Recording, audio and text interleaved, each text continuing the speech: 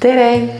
Mina olen Maris ja suur aitäh, et oled tulnud jälle kuulama siia YouTube'i kanalile, kuhu ma iga nädal laen üles uue video. Nii et tasub kindlasti tellida, siis tead, kui on midagi uut jälle üleval.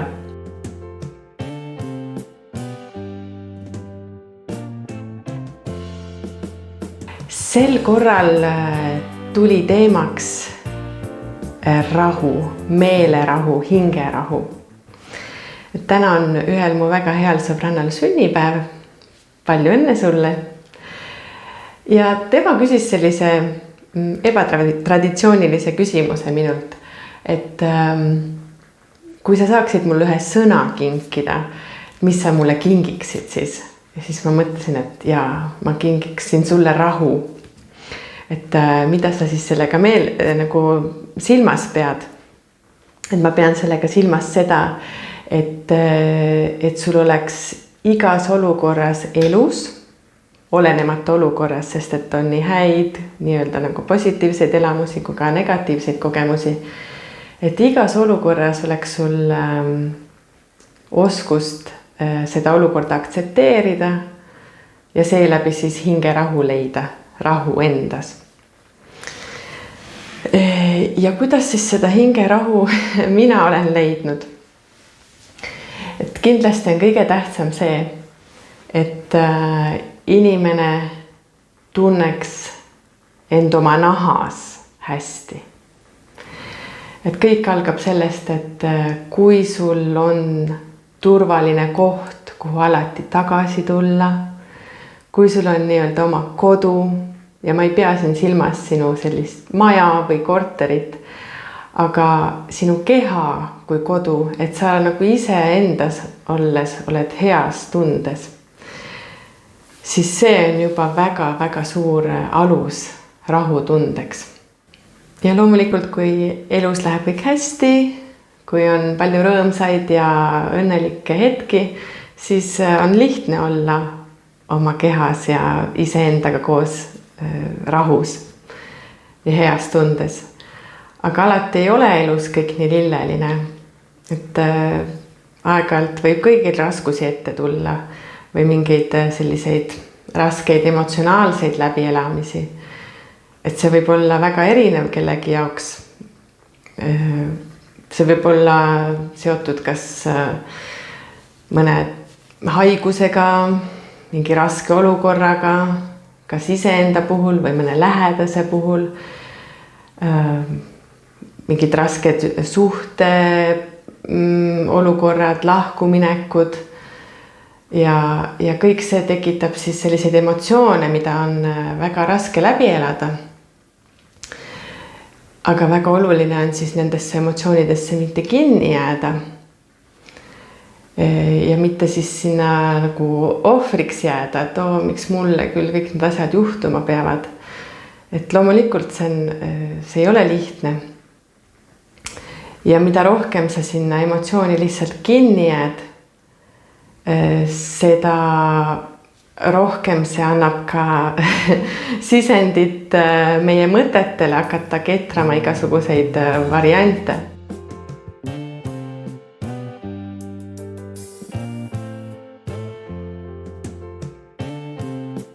Et kui ma nüüd räägin nendest rasketest olukordadest, siis need on tavaliselt sellised olukorrad, kui sina ise ei ole seda tekitanud, ehk siis nagu tegelikult sul ei ole nagu, sa ei saa midagi teha, et seda olukorda muuta, sul ei ole kontrolli ega mõjuvõimu selles olukorras.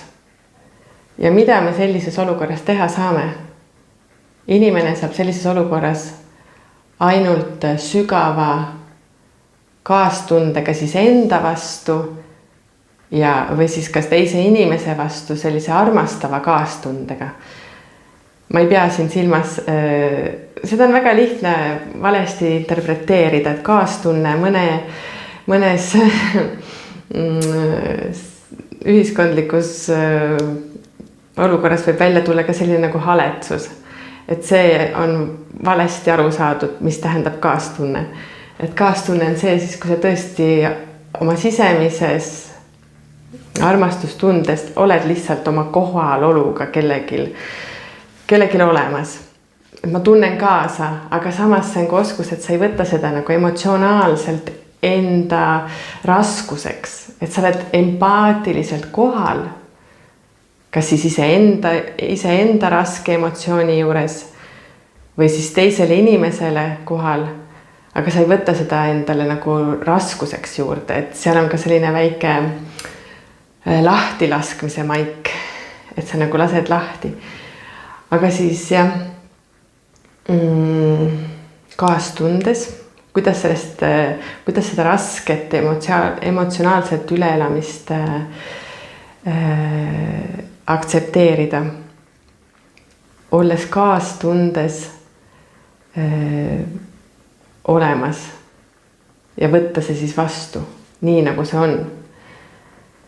Ja kui sa lased emotsionaalselt sellest olukorrast lahti ja oled 2 jalaga maa peal, siis ei saa nagu mõtted enam hakata sinna mingeid uusi hirme juurde pookima. Et miks see nagu nii, see negatiivne emotsioon võib nii suureks kerida, ongi, et mõte ja emotsioon ju toidavad üksteist ja kui hakkavad juba tulema sellised hirmumõtted, et näiteks kui lähedane inimene on väga raskes olukorras, et me ei tea nagu, kuidas näiteks mingi haigus, et me ei tea, kuidas asjad lahenevad, et sa võid hakata ju mõtlema igasuguseid asju ja mis selle juurpõhjus on, siis tuleb ikkagi nagu hirm millestki ilma jääda, mis meile kallis või oluline on. Ja see kehtib ka näiteks suhete puhul, kui on mingid lahkuminekud või mingid suured elumuutused, et ka mingid kolimised või ükskõik mis muutused, et kõik muutus on nagu millestki lahti laskmine ju, siis nagu tekib hirm millestki tuttavast ilma jääda või millestki sellisest endale kallist ilma jäämine.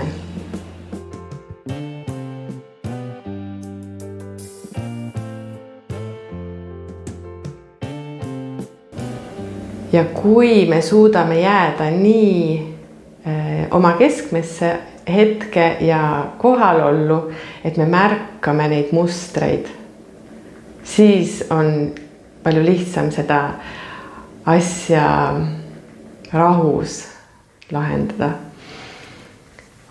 Ja selleks on kõige olulisem maandus. Et kui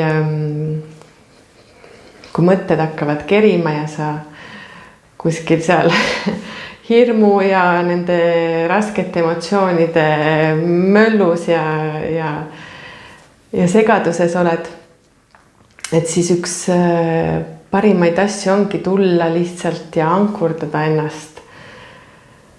No ütleme 2 jalaga maa peale.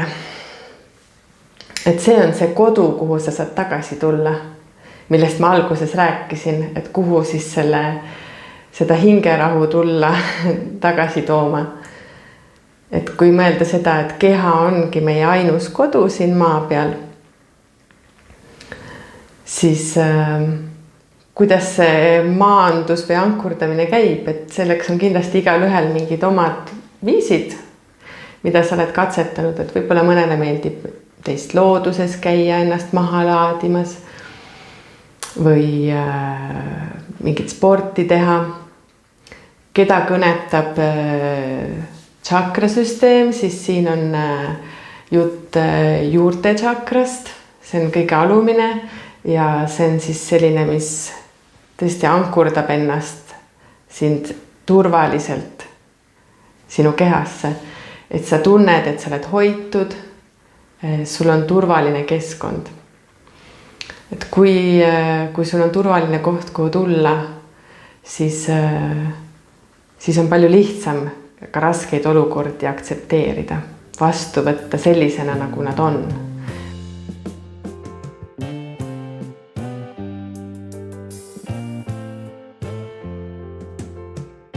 Et selline mõtisklus siia tänasesse päeva.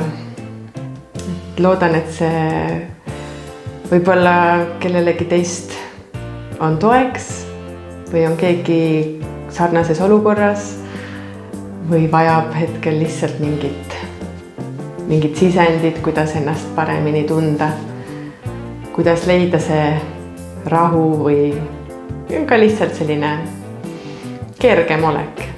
Et me ei pea nüüd asja siin nii dramaatiliseks ja spirituaalseks ajama, et lihtsalt kuidas oleks endal kergem raskete emotsioonidega ja olukordadega toime tulla. Et otsi kontakti selle maaga ja tunneta, kuidas sa oled hoitud oma kehas.